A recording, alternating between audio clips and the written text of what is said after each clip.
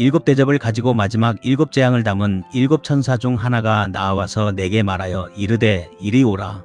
내가 신부 곧 어린 양의 아내를 내게 보이리라 하고 성령으로 나를 데리고 크고 높은 산으로 올라가 하나님께로부터 하늘에서 내려오는 거룩한 성 예루살렘을 보이니 하나님의 영광이 있어 그 성의 빛이 지극히 귀한 보석 같고 벽옥과 수정같이 맑더라. 크고 높은 성곽이 있고 12문이 있는데 문에 12천사가 있고 그 문들 위에 이름을 썼으니 이스라엘 자손 12지파의 이름들이라. 동쪽에 세 문, 북쪽에 세 문, 남쪽에 세 문, 서쪽에 세 문이니 그 성의 성곽에는 12기초석이 있고 그 위에는 어린 양의 12사도의 12이름이 있더라. 요한계시록 21장 9절로 14절 말씀. 사랑하는 성도 여러분, 우리가 살아가고 있는 이 세상은 끊임없는 영적 전투의 현장입니다.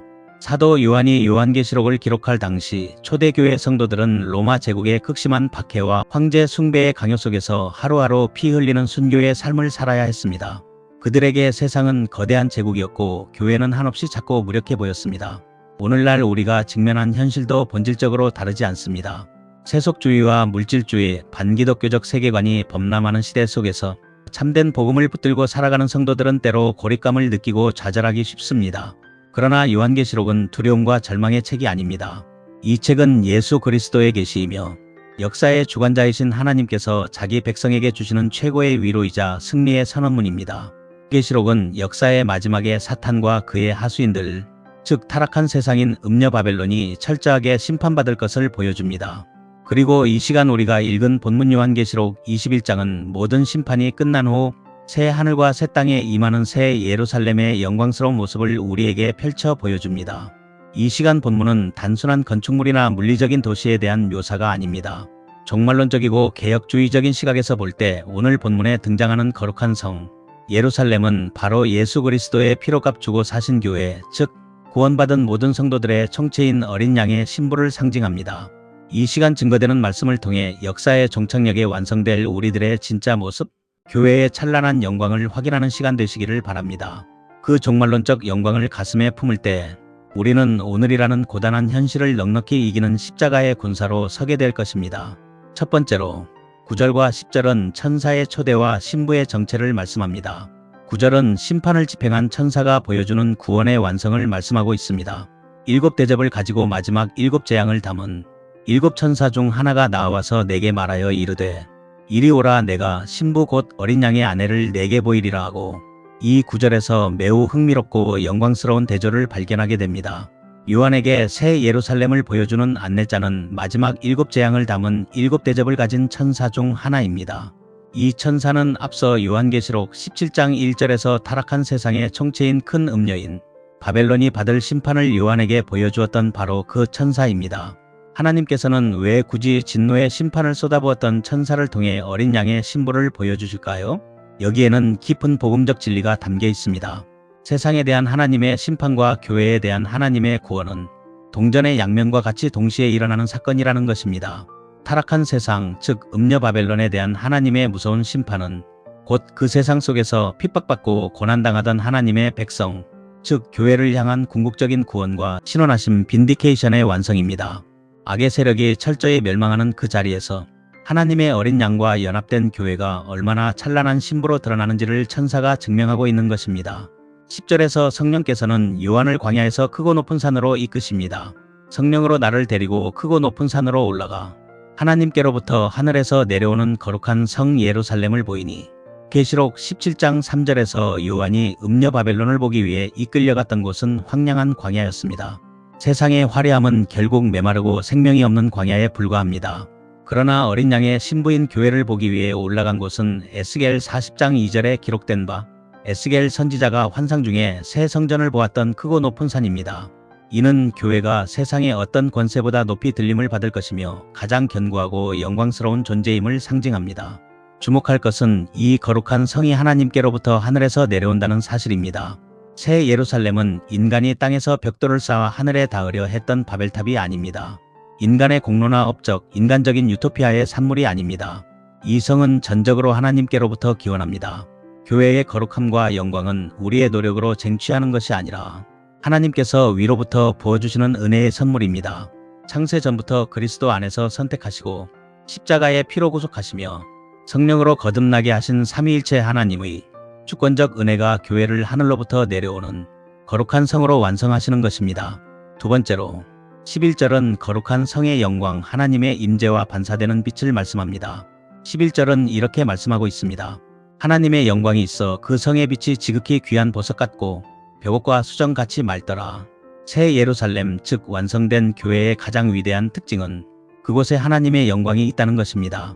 구약시대에는 하나님의 영광 쉐키나가 성막에 그리고 솔로몬의 성전 지성소에 머물렀습니다. 그러나 이스라엘의 범죄로 인해 그 영광은 떠나버리고 말았습니다. 하지만 종말에 완성될 교회는 건물로서의 성전이 필요 없습니다. 계시록 21장 22절의 말씀과 같이 하나님과 어린 양 자신이 그 성의 성전이 되시기 때문입니다. 하나님의 영광이 교회 안에 충만하게 거할 때 교회는 그 빛을 발산하게 됩니다. 요한은 그 빛이 지극히 귀한 보석 같고 벽옥과 수정같이 맑더라고 묘사합니다. 요한계시록 4장 3절을 보면 하늘 보좌에 앉으신 하나님의 모양이 벽옥과 같다고 기록되어 있습니다. 즉 신부인 교회가 뿜어내는 빛은 자기 스스로 만들어낸 빛이 아니라 신랑이신 하나님과 예수 그리스도의 빛을 완벽하게 반사하는 영광의 빛입니다. 수정같이 맑다는 것은 교회의 절대적인 순결성을 의미합니다. 현재 지상에 있는 교회는 전투하는 교회로서 때로는 죄와 타협하기도 하고 세속에 물들어 연약함과 흠결을 드러냅니다. 교회의 모습 때문에 세상으로부터 지탄을 받기도 합니다. 그러나 종말론적 관점에서 볼 때 하나님께서 마침내 완성하실 교회의 모습은 점도 없고 흠도 없는 수정같이 맑은 보석입니다. 사랑하는 성도 여러분, 이것이 칭의를 넘어 영화 글로리피케이션에 이른 여러분의 진짜 모습입니다. 우리가 비록 지금은 질그릇같이 연약하고 깨어지기 쉽지만 우리 안에 담긴 보배로우신 예수 그리스도의 생명으로 말미암아 마침내 하나님의 영광을 온 우주에 찬란하게 반사하는 거룩한 보석으로 빚어질 것입니다. 이 위대한 복음의 진리가 현재의 고난과 영적 침체를 극복하는 힘이 됩니다. 세 번째로 12절에서 14절은 구약과 신약의 통일성 완벽한 언약 공동체를 말씀합니다. 12절은 크고 높은 성곽과 완벽한 보호를 이렇게 말씀합니다. 크고 높은 성곽이 있고 12문이 있는데 문에 12천사가 있고 그 문들 위에 이름을 썼으니 이스라엘 자손 12지파의 이름들이라. 새 예루살렘에는 크고 높은 성곽이 있습니다. 고대 도시에서 성곽은 적의 침입을 막는 보호벽입니다. 이 성곽이 크고 높다는 것은 완성된 하나님의 나라에는 어떠한 죄악이나 사탄의 세력도 결코 침투할 수 없다는 완벽한 안전과 구원의 보장을 의미합니다. 12절과 13절은 12문과 12기초석 하나된 하나님의 백성을 말씀합니다. 성곽에는 12문이 있고 그 위에는 구약의 이스라엘 12지파의 이름이 기록되어 있습니다. 그리고 동서남북 사방으로 3개씩 문이 나 있습니다. 사방의 문이 열려 있다는 것은 이 구원의 은혜가 유대인이라는 특정한 민족이나 지역에 국한되지 않고 누가복음 13장 29절에 기록된 바와 같이 동서남북 온 땅에서 헤아릴 수 없이 많은 백성들이 나오게 될 우주적이고 보편적인 복음의 초청을 상징합니다. 14절은 이렇게 말씀합니다. 그 성의 성곽에는 12기초석이 있고 그 위에는 어린 양의 12사도의 12이름이 있더라. 더욱 놀라운 것은 이 성곽을 떠받치고 있는 12개의 기초석입니다. 그 위에는 신약시대를 대표하는 어린 양의 12사도의 이름이 기록되어 있습니다.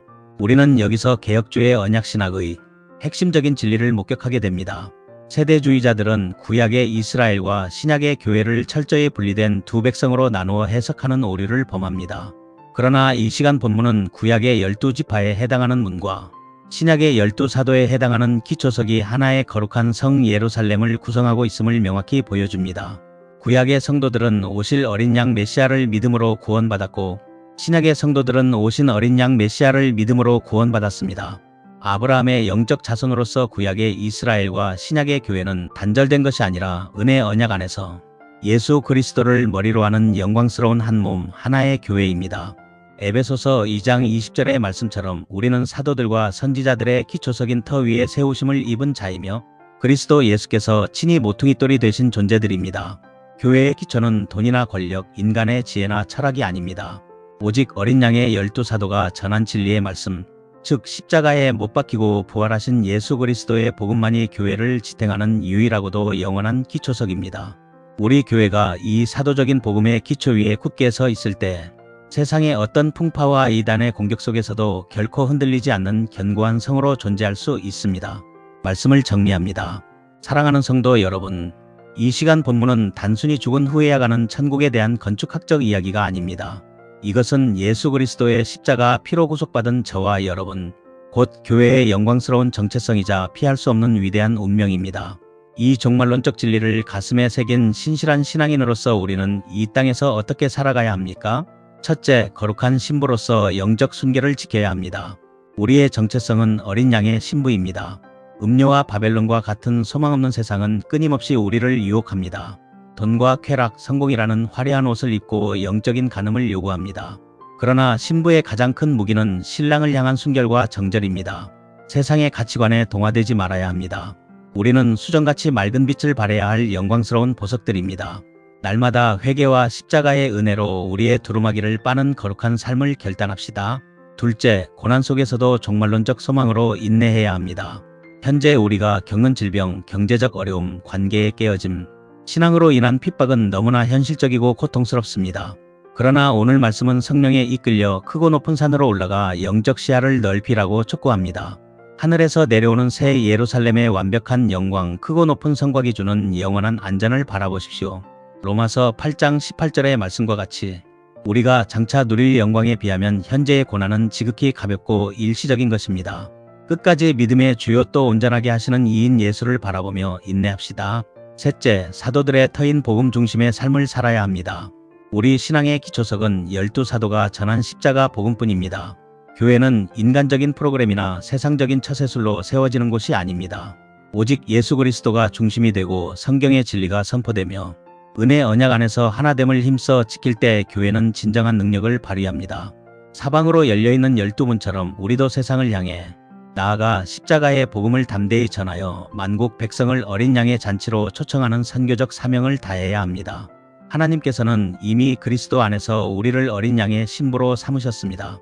아직 완성의 그날이 이르지는 않았지만 이미 올레디와 아직나트 옛의 긴장 속에서 우리는 승리가 확정된 싸움을 싸우고 있습니다. 우리는 세상의 변두리에서 실패한 자들이 아닙니다. 우리는 우주적인 하나님의 도성 삼위일체 하나님의 영광을 영원토록 뿜어낼 새 예루살렘 그 자체입니다. 이 놀라운 구원의 은혜를 찬양하십시오. 다가올 영광을 확신하며 오늘이라는 일상 속에서 오직 하나님의 영광 솔리데오 글로리아를 위해 살아가는 복된 어린 양의 신부들이 되시기를 주 예수 그리스도의 이름으로 간절히 축원합니다. 기도드리겠습니다. 하나님 아버지, 우리를 십자가의 피로 값주고 사셔서 영광스러운 어린 양의 신부로 삼아주신 은혜를 감사합니다. 비록 우리가 이 땅에서 고난과 영적 전투의 현실을 살아가지만 타락한 세상의 유혹에 타협하지 않고 거룩한 성 예루살렘처럼 수정같이 맑은 순결한 믿음을 지키게 하옵소서. 사도들이 전한 십자가 복음의 단단한 기초 위에 굳게 서서 마침내 완성될 그 찬란한 종말의 영광을 소망하며 오늘 하루의 고단함도 넉넉히 이기는 십자가의 군사들이 되게 하옵소서. 우리의 영원한 신랑 되시며 참된 소망이신 주 예수 그리스도의 이름으로 기도드립니다. 아멘.